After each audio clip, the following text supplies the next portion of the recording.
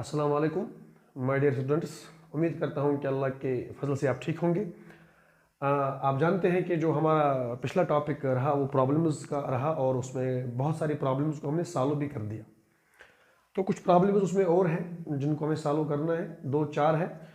तो उन प्रॉब्लम्स को सॉल्व करने से पहले कुछ पहले यहाँ बात करेंगे, एक फार्मूला को डिवाइस करेंगे, उसके बाद उन 2-3 प्रॉब्लम्स को सॉल्व करेंगे। ठीक है, देखिए अगर आपको याद होगा मैंने आपको बोला था कि आप कोई भी रिएक्शन ले लो और उसका आप निकालेंगे हाफ लाइफ पीरियड। कोई भी रिएक्शन आप ले ले और उसका आप निकालेंगे हाफ लाइफ पीरियड। तो जीरो ऑर्डर के लिए भी आपने इस हाफ लाइफ की निकाले रिलेशन, और रिलेशन में आपको मिल गया कि half life period of zero order reaction is directly proportional to the concentration of reactants.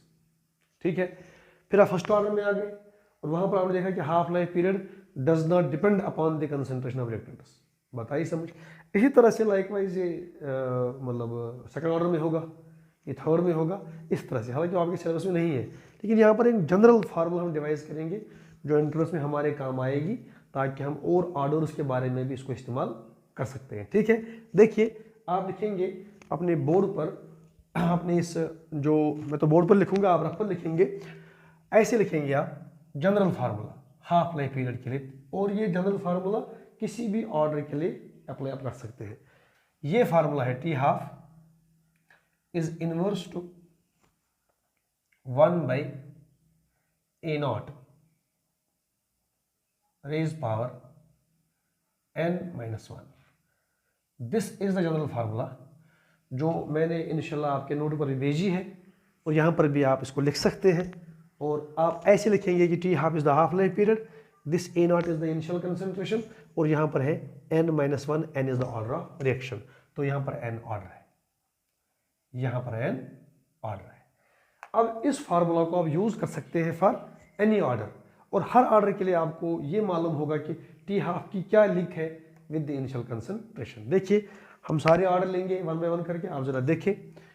I will take first zero order, I will take first zero order.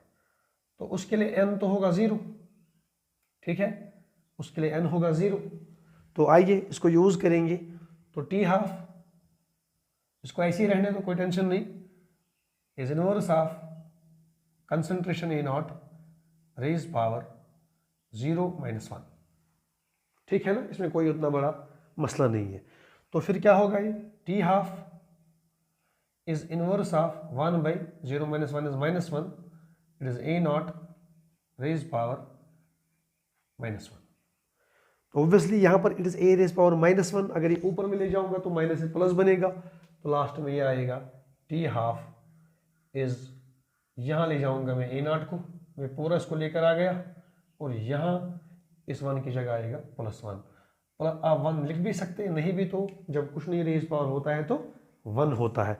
तो इसका मतलब for zero order reaction half life period is directly proportional to the initial concentration of reactants. यही हमें result आया था। अगर आपको याद होगा, आप नोट भी खोलें, वहाँ भी लिखा होगा, आप लेक्चर भी खोलें, वहाँ भी लिखा होगा कि half life period of zero order reaction is directly proportional to the concentration of reactants. Initial concentration, initial ज़्यादा है तो हाफ लाइफ ज़्यादा है, इनिशियल कम है तो हाफ लाइफ कम है। ये माशाल्लाह आपके पास आ जाएगा। इसी तरह से आप किसी और ऑर्डर के लिए भी आप आ सकते हैं। चले let us come to first order, let us come to first order. तो फर्स्ट ऑर्डर में ये दूसरा हमारा पार्ट बनेगा फर्स्ट ऑर्डर। फर्स्ट ऑर्डर में आप जानते हैं कि n बनेगा 1, तो ज़रा अप्लाई कीजिए। मैं इसको यहाँ से लिखूँगा इससे, टाइम बचाने के लिए। ये तो फार्मूला हमारे पास है। अब n की जगह आएगा 1, तो मेरे पास आएगा t half is inverse of A0 raise power, यहाँ पर आएगा 1-1। अब ये सीधे बनेगा टी हाफ, ठीक है, is proportional to, it is 1/, ये तो बनेगा A0, ये तो बनेगा रेज पावर 0। और कोई भी चीज़ जो 0 से ज़्यादा होगी, पॉजिटिव होगी, और उसका अगर रेज पावर 0 करेंगे, बात आई समझ। कोई भी चीज़ जो 0 से ज़्यादा होगी उसका रेज पावर करेंगे 0, वो तो बनता है 1। इसका मतलब ये बनेगा ऐसे टी हाफ इसको मैं हटा देता हूँ तो ये बनेगा is equal to suppose K constant into ये बनेगा 1/1, तो ये 1, इसका मतलब t half is equal to K. इसका मतलब इस रिएक्शन में, इस रिलेशन में इनिशियल कंसंट्रेशन का कोई वजूद ही नहीं रहता। In this way relation first order के लिए इनिशियल कंसंट्रेशन उसी को रेज पावर 0 आता है, वो 1 बनती है, यानी कि इस हाफ लाइफ पीरियड में there is no appearance of the initial concentration, और हम बोलते हैं कि for first order reaction half life period does not depend upon the initial concentration of reactants. आप चेक करें, कापी नोट मैंने आपको भेजे हैं, लेक्चर मेरा देख लीजिए, वहां पर भी आपको आएगा half life period of first order reaction does not depend upon the initial concentration. Concentration ज्यादा होगी या कम होगी, हाफ लाइफ रिमेन सेम। बात आई समझ? इस तरह से आप ये कर सकते हैं। अब थोड़ा सा आज करेंगे दो और ऑर्डर्स के लिए, वो है सेकंड ऑर्डर और थर्ड ऑर्डर। फिर एक और ऑर्डर में दिखाऊंगा आपको, दैट इज फ्रैक्शनल ऑर्डर, वो भी आप इंशाल्लाह कर सकते हैं। देखिए मैं करूंगा सेकंड ऑर्डर के लिए, ये आपको जरूर याद रखना है, इट इज सेकंड ऑर्डर। आपके सिलेबस में नहीं है लेकिन कभी कभी नीट वाले पूछते हैं आपसे सेकंड ऑर्डर के लिए। तो टी हाफ इसका बनेगा is inverse to 1/a0 raise power n-1। अब n तो यहाँ है 2, तो कीजिए t half is inverse of 1/a0 raise power 2-1 that is 1, 2-1 that is 1। इसका मतलब ये हुआ, आप देख सकते हैं half life period of second order reaction is inversely proportional to the initial concentration, यानी जितनी सेकंड ऑर्डर रिएक्शन में आप बढ़ाएंगे initial concentration, if the reaction is second order than half life period decreases. तो मैं लिखूंगा हाफ लाइफ पीरियड, अब लिखेंगे वहां पर half life period, half life period, half life period is inverse to initial concentration, initial concentration. तो इसका मतलब इन case of second order reaction आपके जहन में आना चाहिए, अगर सेकंड ऑर्डर में आप इनिशियल कंसंट्रेशन ज्यादा करेंगे, if the reaction is second order then the half life period decreases. तो कभी कभी आपको हिंट भी आती है और हिंट से ही आप इसका आंसर निकाल सकते हैं। जीरो ऑर्डर के लिए जितनी ज्यादा इनिशियल कंसंट्रेशन उतना हाफ लाइफ, फर्स्ट ऑर्डर के लिए नो डिपेंडेंस, कम होगा ज्यादा होगा, हाफ लाइफ इज सेम, और सेकंड ऑर्डर के लिए जितनी इनिशियल कंसंट्रेशन ज्यादा होगी उतना ही हाफ लाइफ कम होगा, एंड वाइस वर्सा। बात आई समझ? इस तरह से हम कर सकते हैं थर्ड ऑर्डर के लिए भी यहीं पर, तो हम कर सकते हैं थर्ड ऑर्डर के लिए भी, थर्ड ऑर्डर के लिए भी तो n3, तो आप आराम से कर सकते हैं t half is inverse to a0 raise power n-1। तो यही बनेगा n3 t half is inverse to a0 raise power 3-1 that is 2। तो ये बनेगा हमारा मामला। इसका मतलब थर्ड ऑर्डर में half life period is inverse to square of initial concentration, to square of initial concentration. तो अगर थर्ड ऑर्डर होगी और अगर उसमें आप इनिशियल कंसंट्रेशन को देखिए, अब यहाँ इसको डबल करेंगे, 2 का रेज पावर क्या है 2, यानी हाफ लाइफ 4 टाइम्स डिक्रीज हो जाएगा। ये वैसे भी कोलम्बस लॉ आपने पढ़ा है फिजिक्स में, उसी के हिसाब से करेंगे। यहाँ पर इसको डबल करेंगे ये हाफ होगा, इसको ट्रिपल करेंगे ये 1/3 होगा, इसको 4 टाइम्स करेंगे ये 1/4 होगा, लेकिन यहाँ पर इसको डबल करेंगे ये 1/4, इसको ट्रिपल करेंगे ये 1/9। तो इस तरह से आपके पास एक हिंट रहेगी कि अगर आप कंसंट्रेशन को डबल कर रहे हैं और आपका हाफ लाइफ 1/4 हो रहा है तो इट इज थर्ड ऑर्डर। अगर आप कंसंट्रेशन को ट्रिपल कर रहे हैं एंड हाफ लाइफ इज 1/9 तो ये थर्ड ऑर्डर है। इस तरह से भी आप कर सकते हैं। तो एक और मैं देता हूं, कभी आपको अगर ये ऑर्डर होगा तो इसका भी आप कर सकते हैं ऐसे। अगर ऑर्डर होगा ये, it is fractional order, sir इसका कैसे निकालेंगे? बिल्कुल आसान है, t half is inverse to, exam में आया है, एंट्रेंस के एग्जाम में आया है, इट इज n-1, ये तो है ही, दीजिए n को value, it is fractional order, T half is it is a0, it is 3/2-1। बात आई समझ? तो इस तरह से आएगा इसका, T half is inverse to 1/a0 तो है ही, बात आई समझ? 3/2, 2 1 2, तो ये यहाँ बचेगा 1/2, तो 1/2 तो हो गया रूट, 1/2 तो हो गया रूट। तो इसका मतलब यहाँ बचेगा t half is inverse to under root of initial concentration of A. इसका मतलब आप ऐसे इसको कर सकते हैं, अगर ये कंसंट्रेशन बनेगी 4 टाइम्स, आप देखिए इनिशियल कंसंट्रेशन, तो रूट ऑफ 4 इज 2, तो यहां पर आप देख सकते हैं कि 1/2 होगा half life. If it is 9 तो 9 का रूट होगा 3, टी हाफ इज 1/3 टाइम्स। तो इस तरह से इसका भी आप निकाल सकते हैं। तो जनरल फार्मूला आपके पास से आप किसी ऑर्डर के लिए इसको कर सकते हैं। तो ये बहुत ही अहम डिस्कशन था जिस पर आपको 2 प्रॉब्लम आपकी शीट में मैंने दिए थे, इन पर आपको सवाल आता है और एंट्रेंस वाले आपको तंग भी करते हैं। तो इसके लिए हम थोड़ा सा एक और चीज़ करेंगे, एक और मसला मैं आपको बोल दूंगा इसी रिलेशन पर। कभी सवाल ऐसे आता है, अब ये तो है ही, आप देख सकते हैं। अब आप जानते हैं कि first order is the only order जहां पर T half does not depend upon the initial concentration. बाकी 0 ऑर्डर में करता है, सेकंड में करता है, थर्ड में करता है। उनके लिए अगर मैं कंसंट्रेशन को चेंज करूं तो डेफिनेटली हाफ लाइफ पीरियड तो चेंज होगा, बिकॉज इसमें डिपेंडेंस है।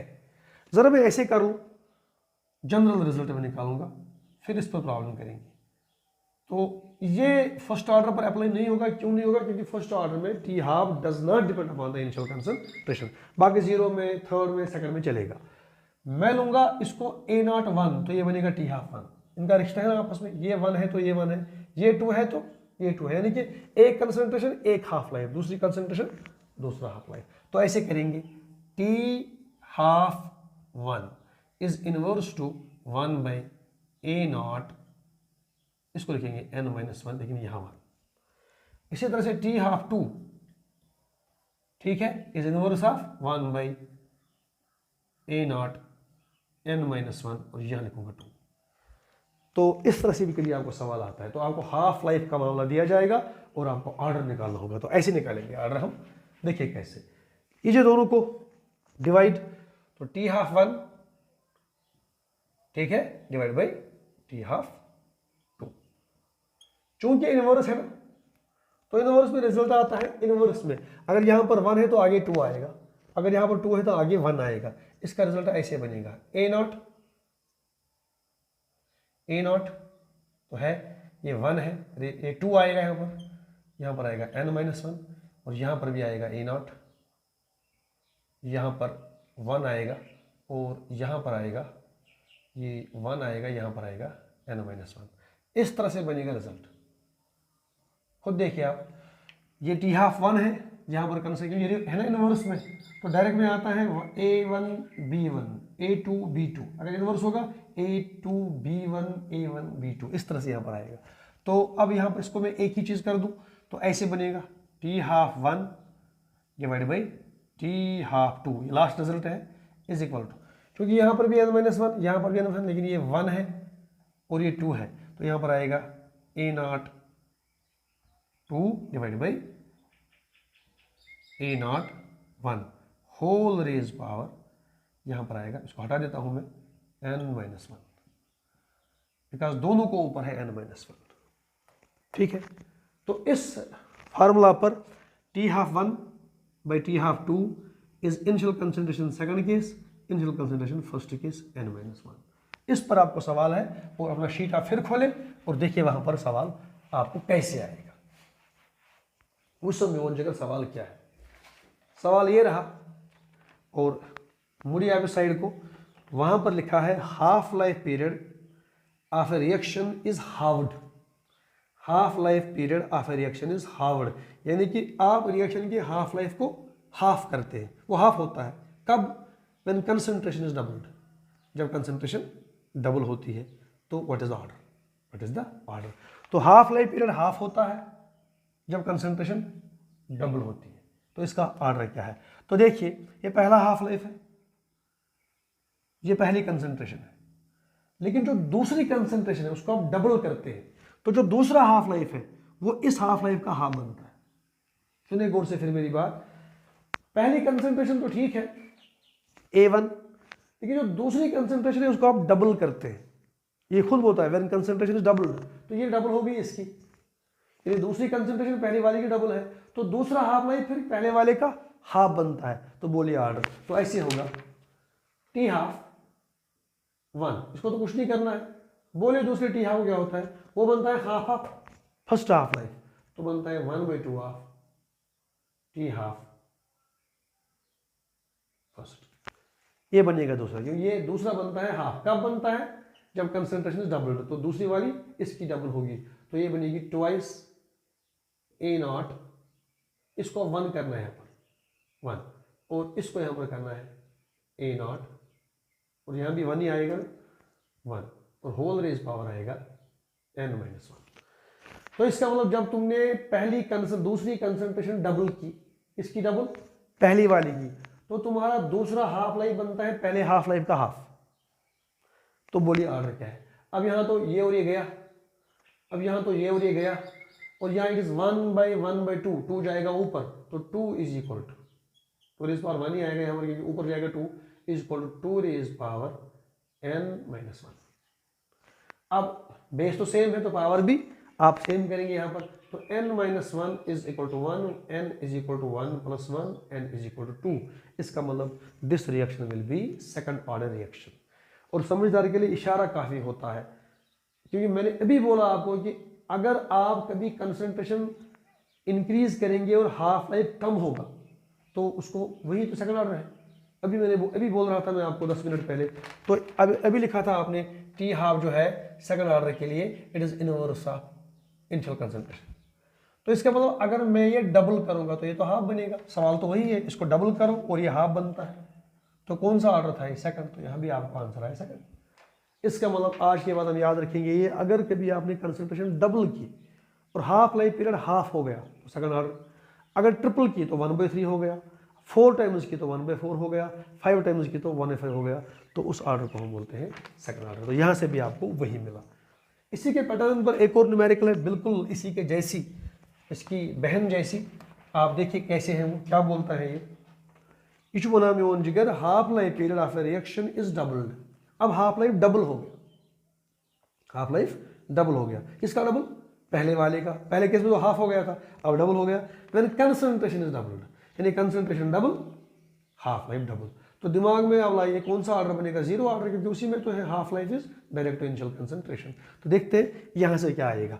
इसका मतलब टी हाफ 1 डिवाइड बाई ये डबल होता है टी हाफ 1, या ऐसे आप लिखेंगे पहले फार्मूला, शायद आप कंफ्यूज नहीं होना, t half 1 divide by t half 2 is equal to concentration जो दूसरी वाली है 2, कंसंट्रेशन जो पहली वाली है 1 रेज पावर n-1। कीजिए इसको, टी हाफ पहले अपना तो सही है, दूसरा टी हाफ पहले का डबल होता है तो ट्वाइस टी हाफ।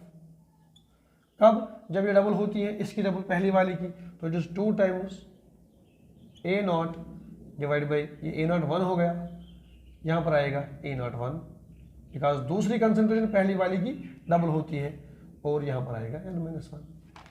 लेकिन पहले केस में हाफ लाइफ हाफ हो गया था, डबल करने से कंसंट्रेशन, यहाँ पर ट्वाइस हो गया, तो ये और एक कटा और ये और एक कटा, तो ये बनेगा 1/2, तो ये बने equal to raise power n-1। अब इस 1/2 की जगह मैं लिख सकता हूँ ऐसे, यहाँ पर गलती आप लोग करते हैं, 2 raise power -1, 2 raise power -1 is same 1/2, तो यहाँ पर आएगा इज इक्वल टू n-1, यहाँ पर आएगा 2 रेज पावर n-1। तो दो सेम है, तो n-1 is equal to -1, n is equal to -1 + 1, तो n इज इक्वल टू 0। तो बिल्कुल वही आंसर आपका गया, इट इज 0 ऑर्डर रिएक्शन। तो इन दिस वे ये सारा मामला आप कर लेंगे और आप इसको ट्राई भी करेंगे इंशाल्लाह। आप ट्राई करें और आपको आता है तो वेल एंड गुड, नहीं आता है तो कांटेक्ट में आप लोग है ही इंशाल्लाह, और ऑफलाइन भी ऑनलाइन भी, तो आप हमें बोल सकते हैं, ठीक है। तो अब मैं टॉपिक चेंज करता हूँ, टॉपिक बहुत ही अहम है, बहुत ही अहम है, बहुत ही अहम है, और ये थ्योरेटिकल टॉपिक है और इसको हम इंशाल्लाह ठीक करने की कोशिश करेंगे। तो लिख लीजिए टॉपिक का नाम, अपने रफ पर आप देख सकते हैं, टॉपिक का नाम आएगा, इट इज मॉलिक्यूलैरिटी। मॉलिक्यूलैरिटी, मॉलिक्यूलैरिटी, बात आई समझ, molecular. This is totally A theoretical concept, इसमें कोई एक्सपेरिमेंट का दखल नहीं है। आप सुने मेरी बात गौर से, इससे पहले कि मैं आपको मॉलिक्यूलरिटी में थोड़ा समझाऊं, बेसिकली हमें एक थ्योरी पढ़नी है इसी चैप्टर में, आगे लास्ट में एक थ्योरी आएगी, that theory is called as collision theory, that theory is called as collision theory. यहाँ पर ज़िम्नन ये कबल वक्त बात आ गई, आप सुने थोड़ा सा 2 मिनट। कोलिजन थ्योरी का कॉन्सेप्ट ये है कि जब तुम कोई रिएक्शन करोगे वो रिएक्शन में आएंगे रिएक्टेंट्स और वो बनाएंगे प्रोडक्ट्स, लेकिन कैसे, कैसा ये मामला होगा बिटवीन द रिएक्टेंट्स। तो इसका आंसर ये है कि जो आपके रिएक्टेंट्स है, ये थ्योरी बोलती है कि वो कोलाइड करते हैं आपस में, collide, these reactants they collide. जब ये कोलाइड करते हैं और कोलिजन के बाद ही प्रोडक्ट बनता है। इसका मतलब अगर तुम्हारे पास होंगे रिएक्टेंट्स और उनको बनाने हैं प्रोडक्ट्स, इस थ्योरी के हिसाब से उनको आपस में रिएक्ट करना होगा।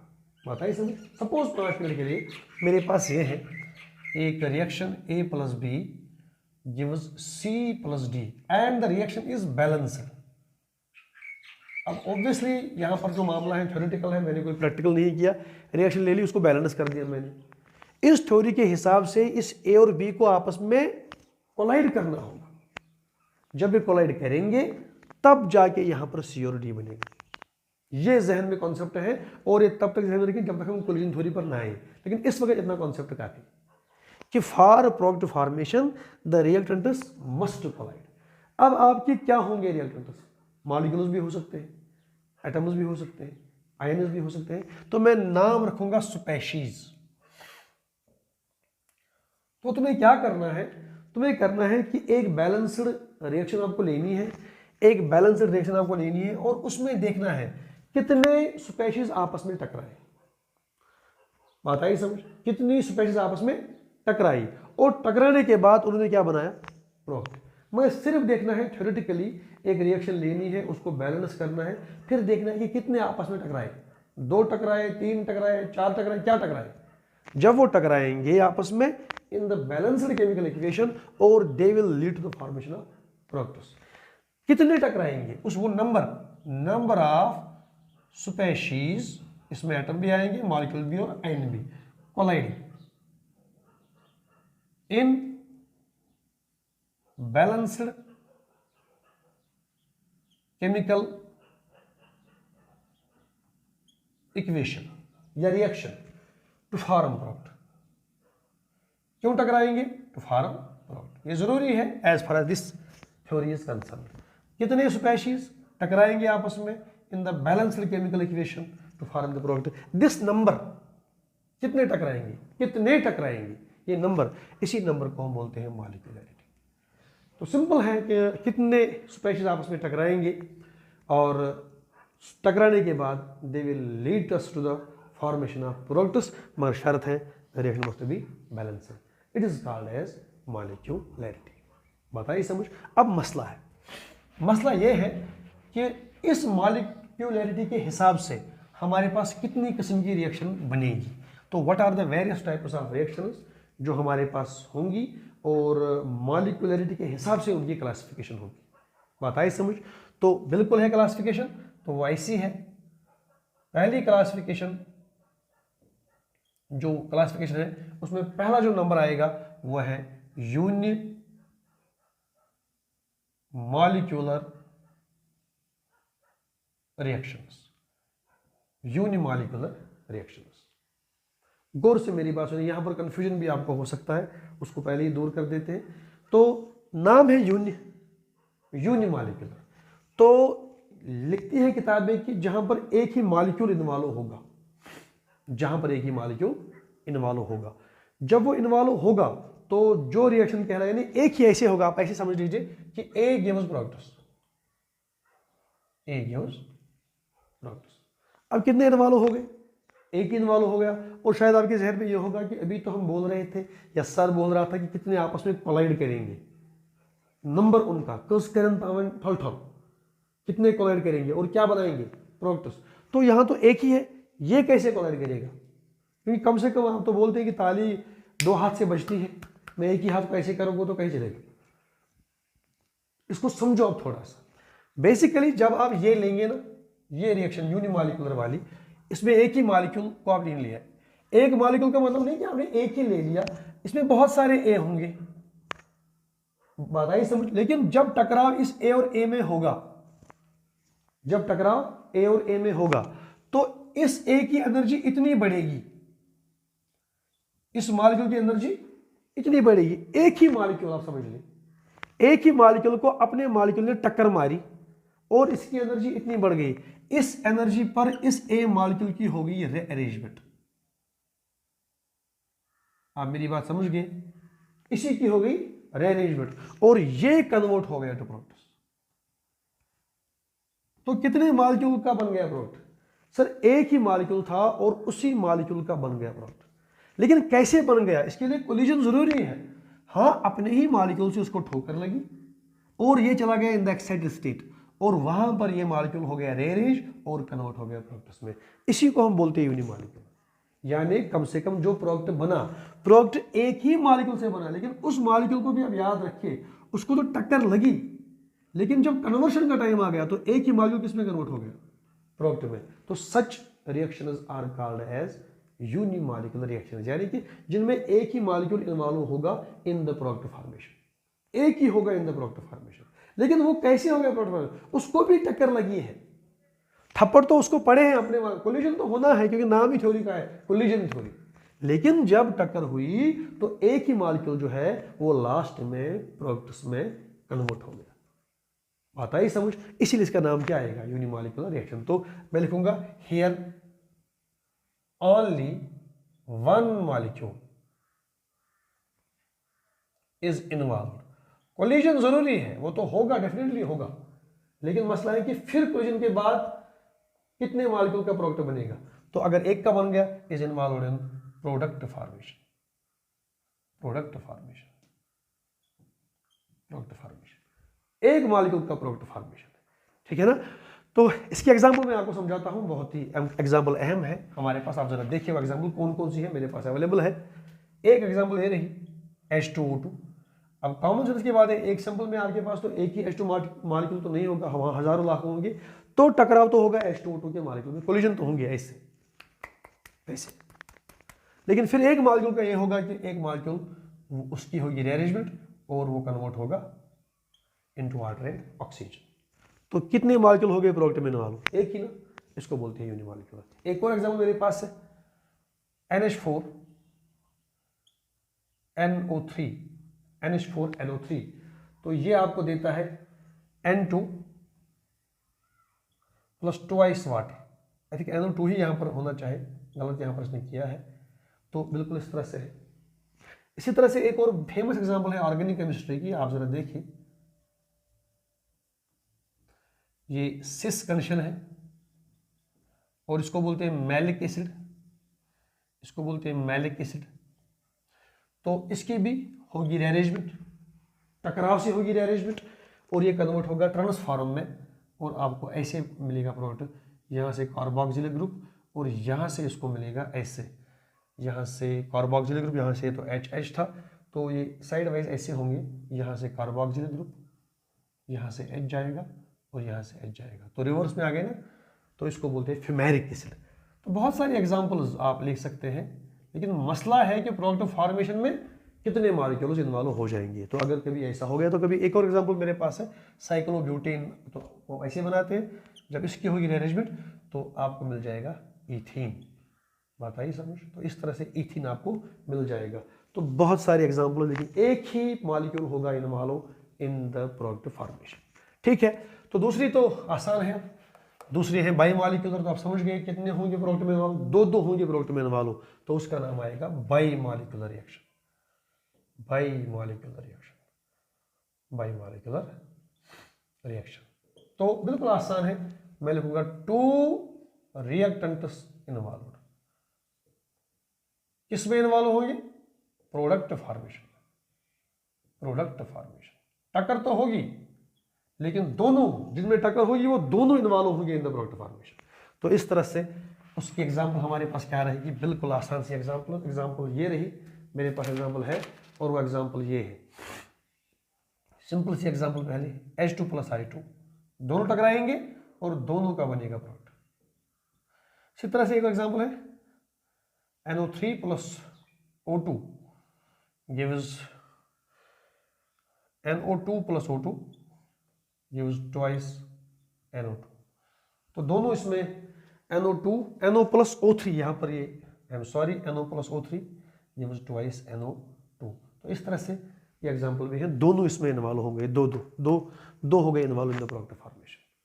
तो ऐसी रिएक्शन को हम बोलते हैं बाईमॉलिक्यूलर। तो सिमिलरली हमारे पास इसका एक और आएगा टर्मॉलिक्यूलर, ट्राई नहीं, टर्म मॉलिक्यूलर, जैसे 3 इन्वॉल्व होंगे तो आप लिख सकते हैं 3 इन्वॉल्व, इसमें involve in product formation, in product formation, in product formation, 3 होंगे involve in the product formation.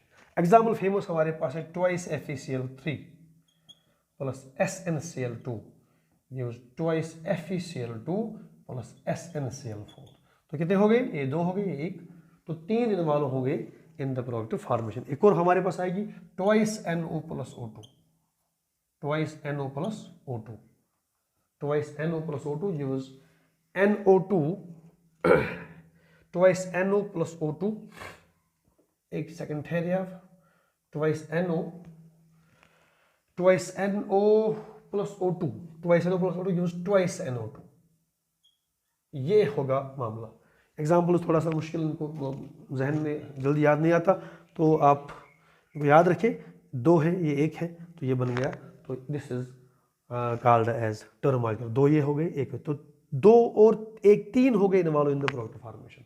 तो इस तरह से क्लासिफिकेशन आप कर सकते हैं, it is unimolecular, it is by molecular, जब 1 इन्वॉल्व होगा, जब 2 इन्वॉल्व होंगे, जब 3 होंगे। अब मसला ये है, अब गौर से मेरी बात सुनिए, 1 इन्वॉल्व हो गया हम समझ गए, 2 इन्वॉल्व हो गए ऐसे, यहाँ से 1 आ गया, सपोज मैं इसको ऐसे बोलूँ, 2 इन्वॉल्व हो गए, इनकी टक्कर हो गई ऐसे, 2 इन्वॉल्व हो गए बाई मॉलिक्यूलर। तो 3 में तो कुछ ऐसा मामला होना चाहिए, 1 यहाँ से आ गया, 1 यहाँ से आ गया, 1 यहाँ से आ गया, ठीक है। तो आपको ज़रा मैं बोल दूँ, कभी कभी आपकी टक्कर भी किसी साथ हुई होगी, अब टकराए हम किसी के साथ, होता है कि बाजार में किसी भीड़ में आप टकराए होंगे, तो बाई मॉलिक्यूलर तो सही है, ये ऐसा देखने को मिलता है, खुदा ना खासा गाड़ी के बीच में भी होता है, कभी कभी एक्सीडेंट तो टकराव होता है, लेकिन कभी हमने देखा है कि 3 का टकराव एक साथ हो गया, तो ये है, होता है, लेकिन इसकी पॉसिबिलिटी बहुत कम है। अब समझो कि यहाँ से गाड़ी आ गई, यहाँ से गाड़ी आ गई, यहाँ से गाड़ी आ गई, और टकराव तीनों का यहाँ पर हो गया, तो बिल्कुल है, पॉसिबिलिटी है, लेकिन बहुत कम है, बहुत कम। इसकी पॉसिबिलिटी बहुत ज़्यादा है, ये तो होता रहता है दुनिया में, लेकिन ये जो है ना, इसकी पॉसिबिलिटी, लेकिन हमारे पास तो एग्जाम्पल है, तो यहाँ पर हमारे पास एग्जाम्पल है। लेकिन क्या कभी ऐसे हो सकता है, अगर आप ऐसे करेंगे कि आपके पास होगा ये मामला, ऐसे होगा, एक यहाँ से आएगी, एक यहाँ से आएगी, एक और यहाँ से आएगी, टेट्रा मॉलिक्यूलर, तो 4 मॉलिक्यूल एक साथ कोलाइड करेंगे, नहीं sir.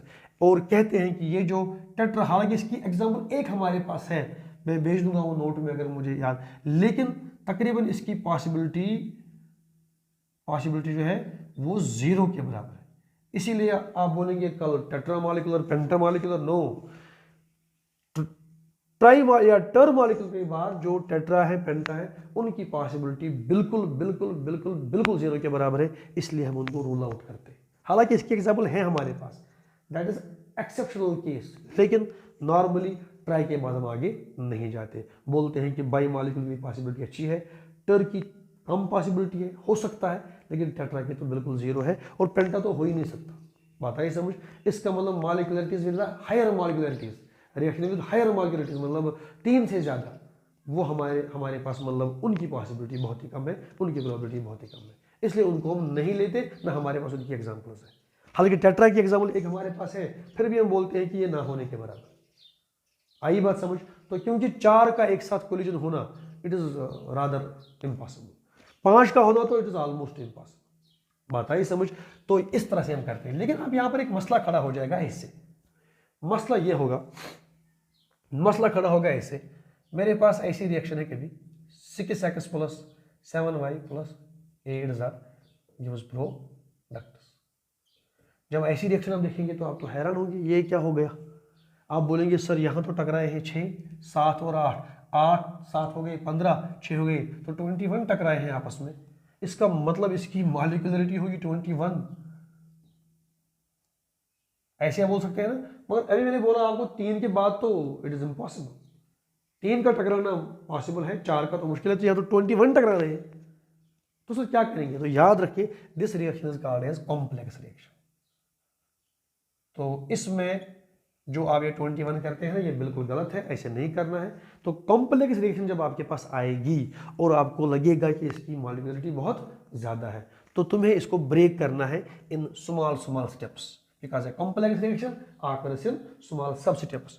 Step number 1, step number 2, step number 3, step number 4, इस तरह से इसको ब्रेक करना है। तो कॉम्प्लेक्स रिएक्शन के लिए मॉलिक्यूलरिटी हैज नो सिग्निफिकेंस, 21 तो पॉसिबल ही नहीं है। इसलिए याद रखिए आप, for complex reaction molecularity has no significance, क्योंकि 21 तो हम मान ही नहीं सकते। तो फिर क्या करेंगे, कैसे निकालेंगे इसकी मॉलिक्यूलरिटी? तो इस रिएक्शन को तुम्हें ब्रेक करना है इन स्मॉल स्टेप्स, जिनकी अपनी होगी मॉलिक्यूलरिटी। इसकी M1 होगी मॉलिक्यूलरिटी, इसकी M2 होगी, इसकी M3 होगी, इसकी M4 होगी। हर स्टेप की होगी अपनी अपनी मॉलिक्यूलरिटी, और वो भी उसी 2-3 के पास ही रहेगी या एक के आसपास, एक यूनिमॉलिक्यूलर, बाई या टर। तो उसके बाद यानी कि कॉम्प्लेक्स रिएक्शन छे फुटरावन लक्चन रिएक्शन और हर कुछ स्टेपस पन अलग molecularity. For a complex reaction molecularity has no significance.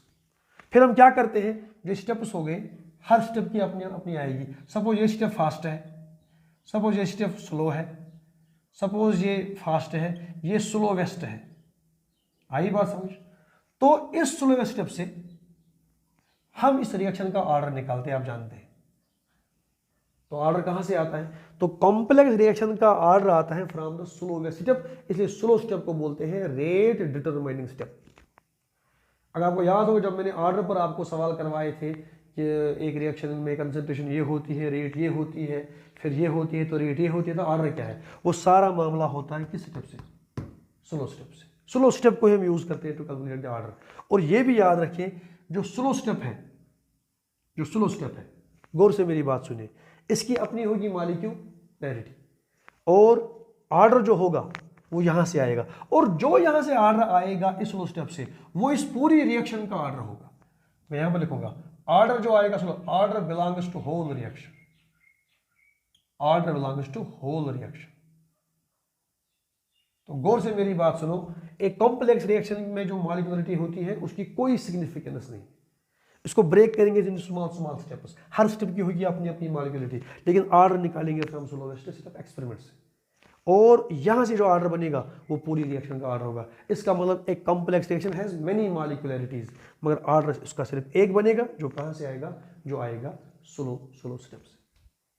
ये आपको जहन में रखना है, ये बहुत ही अहम मसला है, क्योंकि slow step is the rate determining step. यहीं से ऑर्डर आएगा, और जो ऑर्डर बनेगा वो पूरी रिएक्शन का ऑर्डर बनेगा।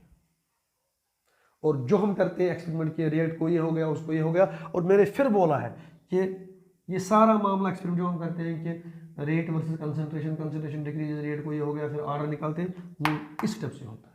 और ये भी मैं आपको बोल दूं why this slow step is the rate determining step. Simple सा मामला है, एक फैक्ट्री आपके पास है, एक फैक्ट्री आपके पास है जिसमें साइकिल्स बनते हैं, बाइसिकल्स। सिंपल सा मामला है, बाइसिकल्स बनते हैं। तो दिन में बनते हैं 1000 टायर।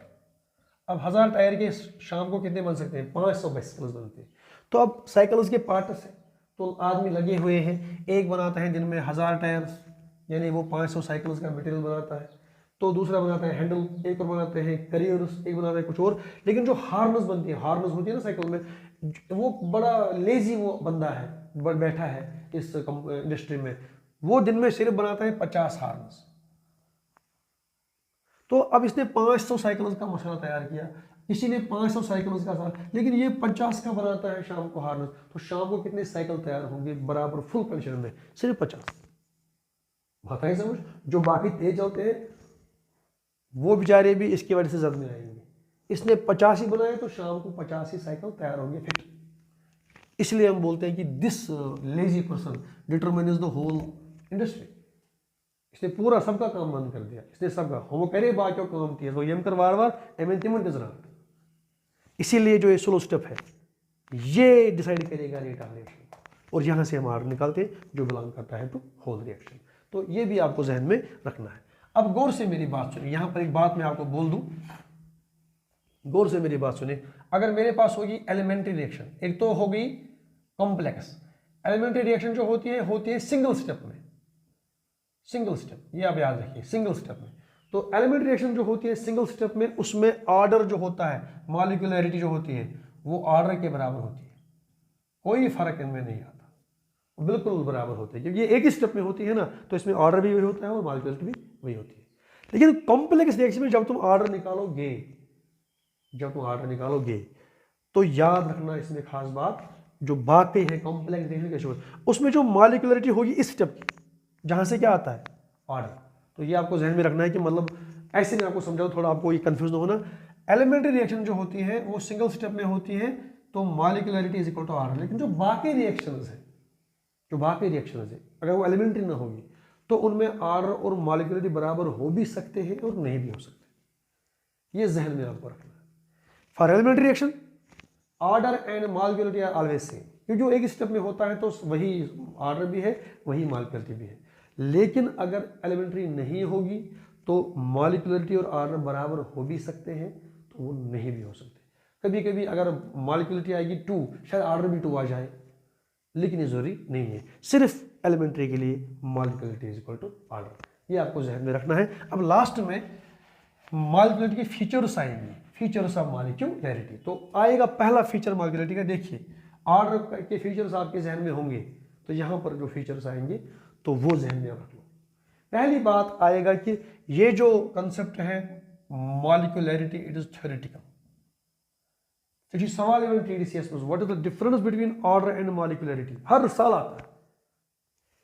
तो order is experimental concept but molecularity is theoretical concept.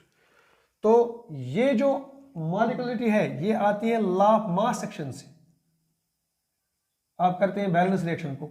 लेकिन जो ऑर्डर आता है वो आता है रेट लॉ से, वो कुछ और लॉ है, ये आती है लॉ ऑफ मास सेक्शन से। दिस मॉलिक्यूलरिटी, अब ऑर्डर याद करो, it is always a natural number, it is always a natural number. तो स्टार्ट 1 2 3 4 9 ये हमेशा से नेचुरल नंबर है, बात आई समझ। लेकिन जो ऑर्डर है, order can be positive, order can be negative, order can be fractional, order can be 0, सब कुछ, लेकिन इसमें हमेशा it is always a natural number. तो ये डिफरेंस आपको मैं समझाता हूँ, वहाँ पर क्या आएगा मतलब मामला। तो आप याद रख लीजिए, पहले ये थ्योरेटिकल कंसेप्ट है, वो दूसरा जो ऑर्डर है दैट इज एक्सपेरिमेंटल कंसेप्ट, ये लॉ ऑफ मास सेक्शन से आता है, वो आता है रेट लॉ से। ये नेचुरल नंबर है 1 2 3 4, और order can be positive, order can be negative, order can be 0। और ये भी आप याद रखिए, कॉम्प्लेक्स रिएक्शन, उसके लिए order this molecularity has no significance, इसको ब्रेकअप करते हैं और हर स्टेप की आती है अपनी अपनी मॉलिक्यूलरिटी। लेकिन फॉर ए कॉम्प्लेक्स रिएक्शन जो ऑर्डर निकलेगा वो पूरी रिएक्शन का ऑर्डर होगा। इसलिए मैंने नोट आपको डाला है difference between order and molecularity. तो डिफरेंस कैसे करेंगे, अब देखिए आप क्या करेंगे, आप लिखिए ऐसे डिफरेंस, मैंने नोट भेज दिया है, नोट को मैं क्लियर कर रहा हूँ। वहाँ पर पहला है कि व्हाट इज मॉलिक्यूलरिटी, सर ये वो नंबर ऑफ स्पेशीज हैं जो टकराएंगे आपस में to form the product. Sir order क्या है, sir order is the concentration of those species whose concentration, order is the number of those species whose concentration actually affects the rate of reaction। ये मैंने पढ़ा है आपको। तो ये number है जो आपस में टकराएंगे तो बनाएंगे प्रोडक्ट, लेकिन ऑर्डर उनका नंबर है जिनकी कंसंट्रेशन रेट को डिटरमाइन करती है। दूसरा ये थ्योरेटिकल है, वो एक्सपेरिमेंटल है। तीसरा ये निकलता है लॉ ऑफ मास सेक्शन से, वो निकलता है रेट लॉ से।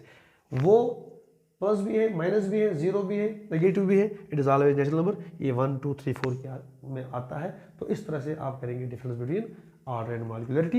And last but not list, complex reaction में मॉलिक्यूलरिटी कोई सिग्निफिकेंस नहीं है और उसको ब्रेक करेंगे मेनी में, तो दिस कॉम्प्लेक्स हैज मेनी मॉलिक्यूलरिटीज। लेकिन जब ऑर्डर निकालेंगे फ्रॉम सोलर स्टेप, वो पूरी कॉम्प्लेक्स रिएक्शन का ऑर्डर होगा।